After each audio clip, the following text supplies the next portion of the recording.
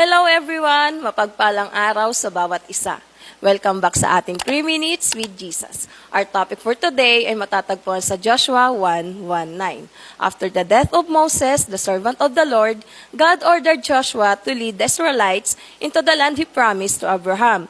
God chose Joshua to take lead because God already prepared and equipped Joshua.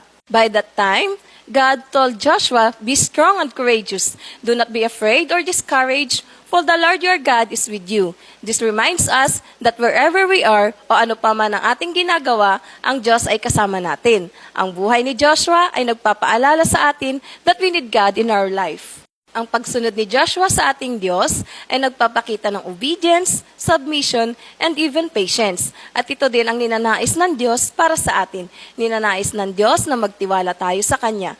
Tulad ni Joshua, tayong mga anak ng Diyos ay nangangailangan ng pagsama ng ating Panginoon sa ating pang-araw-araw na buhay. We need God in everything we do. In every decisions we are going to make, malaki man ito o maliit, kailangan natin itong isang guni sa Diyos. Kaya kapatid, kung akala mo nag-iisa ka lang at feeling mo hindi ka na tinutugon ng Diyos at akala mo wala ng pag-asa, kapatid, baka may nakakalimutan ka. Hindi ba't pangako ng Diyos sa atin, huwag matakot ni mawalan ng pag-asa? Hindi ka nag-iisa, kasama mo ang Diyos. Hindi man natin siya nakikita, ngunit nararanasan naman natin ang pagsama, maging ang presensya niya. Kailanman hindi tayo iniwan ng Diyos.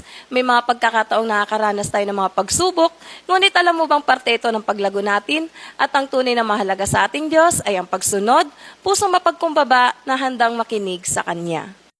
Trusting in the Lord is our true source of strength.